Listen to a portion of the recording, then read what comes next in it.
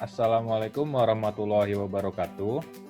Kami dari kelompok 1 akan mempresentasikan tentang analisis implementasi dari PSAK 109 pada dompet duafa.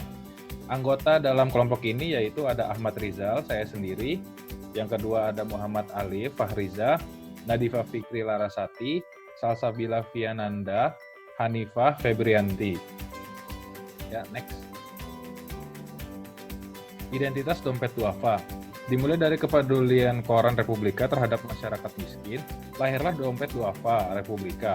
Pada 2 Juli tahun 1993, dibuka sebuah rubrik di halaman muka harian umum Republika dengan tajuk Dompet Duafa. 4 orang wartawan yaitu Parni Hadi, Haidar Bagir, Sinarsari Ecip, dan Eri Sudewo bersama-sama membentuk dan bertindak sebagai Dewan Pendiri Lembaga Independen Dompet Duafa Republika. Pembentukan yayasan dilakukan di hadapan notaris tanggal 14 September 1994 dan diumumkan dalam Berita Negara RI nomor 163 A.YY-HKM/1996/PN Jaksel. Pada 10 Oktober 2001, Dompet Duafa Republika dikukuhkan oleh Pemerintah Republik Indonesia sebagai lembaga zakat nasional atau yang disebut sebagai Lembaga Amil Zakat oleh Departemen Agama Republik Indonesia melalui Surat Keputusan Nomor 439 Tahun 2001 tentang pengukuhan Dompet Duafa Republika sebagai Lembaga Amil Zakat tingkat nasional. Berdasarkan Undang-Undang Republik Indonesia Nomor 38 Tahun 1999 tentang pengelolaan zakat, Dompet Duafa merupakan instansi pengelola zakat yang dibentuk oleh masyarakat. Next. Kebijakan penyaluran zakat. Dalam menyalurkan zakat terikat, Dompet Duafa tidak mengambil bagian untuk dana amil. Dompet Duafa meminta ujrah atas penyaluran zakat apabila penyaluran zakat tersebut tidak sesuai dengan pola penyaluran zakat Dompet Duafa, sehingga memerlukan tenaga dan waktu tambahan. Selanjutnya akan dibahas oleh teman saya, Muhammad Alif. Metode menentukan nilai wajar. Nilai wajar dihitung berdasarkan harga pasar. Bila tidak ada harga pasar, maka menggunakan harga taksiran. Pengukuran taksiran dilakukan oleh amil DD. Namun apabila nilai aset non-kas besar, maka digunakan appraisal. Next. Dan ini adalah rincian jumlah penyaluran untuk setiap kelompok mustahik. Total penyaluran di sini ada 2.276 miliar 758.387.575. Surplus 48 miliar 478.529.186. Saldo dana awal 288.780.326.333. Next. Hubungan pihak berrelasi antara amil dengan mustahik. Hubungan pihak-pihak berrelasi antara amil dan mustahik yang meliputi sifat hubungan, jumlah dan jenis aset yang disalurkan, dan persentase dari setiap aset yang disalurkan tersebut dari total penyaluran zakat selama periode. Dalam hal ini, Dompet Duafa menjelaskan di CALK mengenai jejaring yang digunakan untuk menyalurkan zakat, jumlah, dan jenis. Selanjutnya akan dijelaskan oleh teman saya.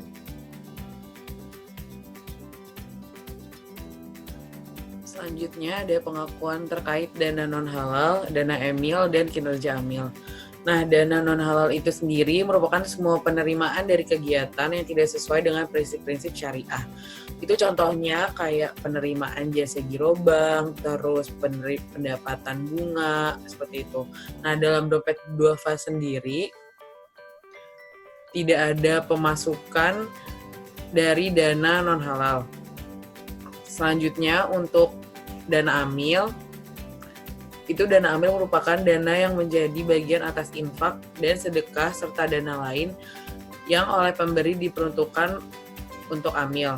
Nah, dana ini digunakan untuk mengelola amil. Selanjutnya itu ada kinerja amil. Nah, kinerja amil itu dapat dicerminkan dari pengelolaan dana yang telah didapat. Next. PSAK 109. Untuk PSAK 109 sendiri itu adalah pernyataan standar akuntansi keuangan yang disusun dengan tujuan untuk mengatur pengakuan, penyajian, pengungkapan, dan pelaporan keuangan transaksi zakat, infak, dan sedekah. Nah, PSAK ini sendiri wajib diterapkan oleh amil zakat yang telah memenuhi kriteria dan memiliki izin dari pemerintah. Untuk amil zakat itu sendiri yang tidak memiliki izin regulator juga dapat menerapkan PSAK 109 ini. Analisis penerapan PSAK 109 pada dompet duafa. Yang pertama itu pada PSAK 109, bagian dana zakat yang disalurkan untuk amil diakui sebagai penambahan dana amil. Nah, implementasinya sendiri pada dompet duafa itu, kebijakan dompet duafa menyatakan bahwa maksimal dana amil yang boleh diambil dari dana zakat adalah sebesar 12,5%. Nah, dalam hal ini, kebijakan yang dilakukan oleh dompet duafa itu telah sesuai dengan PSAK 109 karena dari zakat 12,5% itu disesuaikan dengan PSAK 109 meskipun 109 itu tidak membatasi persentase hak amil dari zakat. Untuk yang kedua, di dalam PSAK 109, penerimaan zakat diakui pada saat kas atau aset non-kas diterima. Nah, dalam implementasinya dalam dompet duafa, itu melakukan pencatatan dilakukan pada saat uang atau aset non-kas dari muzaki diterima. Nah, dalam hal ini, kebijakan yang dilakukan oleh dompet duafa dengan PSAK 109 karena pencatatan dilakukan pada saat uang atau aset non-kas dari muzaki diterima. Penerimaan kas berasal dari penerimaan zakat atau infak atau sedekah, setoran konter, transfer bank, dan bisa juga hasil dari penjemputan zakat atau infak. Nah, dari ini semua disimpulkan bahwa untuk bagian yang kedua, PSAK 109 dan dompet duafa telah sesuai. Selanjutnya akan dipresentasikan oleh Salsabila. Terima kasih. Lalu selanjutnya itu ada pada PSAK 109 itu penurunan nilai aset zakat itu diakui sebagai pengurang dana zakat bila bukan kelalaian amil, dan pengurang dana amil jika karena kelalaian amil. Nah, untuk dompet duafa ini implementasinya itu untuk aset berbentuk kas bila pengeluaran dana zakat tidak dapat dipertanggungjawabkan oleh amil, maka tidak dicatat sebagai pengurang dana zakat, namun dicatat sebagai kerugian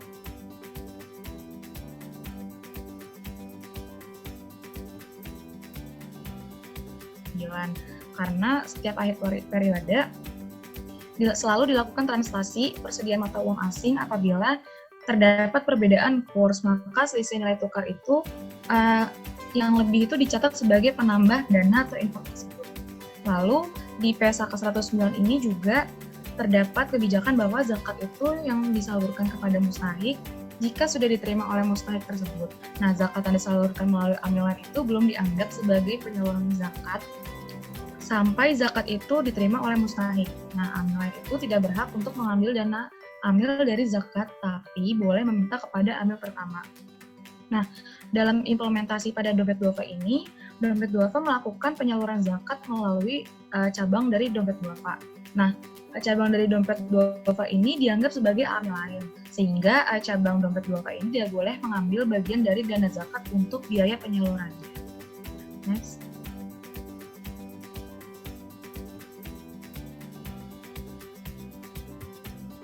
Lalu selanjutnya, kebijakan PSAK 109 itu ada dana zakat yang diserahkan kepada mustahik dengan keharusan untuk mengembalikan kepada amil belum diakui sebagai penyaluran. Nah, dalam dompet duafa ini, dompet duafa mengimplementasikan bahwa dompet duafa mempunyai akun dana bergulir yang berasal dari dana zakat. Penyaluran dana bergulir ini tidak dicatat sebagai penyaluran zakat, namun masih dicatat sebagai aktiva dompet duafa, sehingga akun dana itu termasuk akun dana bergulir. Nah, dalam hal ini dompet duafa itu telah mengimplementasikan sesuai dengan PSAK 109 karena dana bergulir itu merupakan penempatan dana yang dilakukan oleh dompet duafa yang diarahkan kepada usaha produktif yang berorientasi menggantikan ketergantungan mustahik kepada pihak pemodal besar dan usaha yang berorientasi bottom up, local source, ramah lingkungan, menguntungkan, dan berkesinambungan. Next. Lalu ada lagi dari kebijakan PSAK 109, yaitu hubungan pihak-pihak berelasi antara amil dan mustahik yang meliputi sifat hubungan, jumlah dan jenis aset yang disalurkan, dan persentase dari setiap aset yang disalurkan tersebut dari total penyaluran zakat selama periode. Nah, dalam hal ini, Dompet Duafa mengimplementasikan, yaitu menjelaskan di CALK mengenai jejaring-jejaring yang digunakan untuk menyalurkan zakat, jumlah, dan juga jenisnya. Nah, dalam hal ini, sangat dijelaskan bahwa kebijakan Dompet Duafa itu dalam menjelaskan hubungan pihak-pihak berelasi itu sesuai dengan PSAK 109. Lalu selanjutnya, dalam PSAK 109 juga terdapat statement bahwa penyajian laporan dana zakat, infak atau sedekah, dan dana amil digabung menjadi satu laporan utama yang menyajikan LSPD dari dana zakat, infak atau sedekah, dan amil. Nah, dalam hal ini, Dompet Duafa mengimplementasikan bahwa dalam laporan utama menyajikan LSPD dari semua jenis dana dalam satu laporan dan tidak dibedakan antara dana zakat, infak atau sedekah, dan amil. Laporan per jenis dana itu dilaporkan secara terpisah di lampiran. Nah, menurut kami dalam hal ini tuh Dompet Duafa kurang sesuai dengan PSAK 109. Walaupun Dompet Duafa tidak membuat LSPD sesuai dengan format sesuai dengan PSAK 109, tapi menurut kami bukan berarti dalam penyaluran zakat Dompet Duafa itu melanggar koridor syariah. Selanjutnya akan dijelaskan oleh teman saya Febri.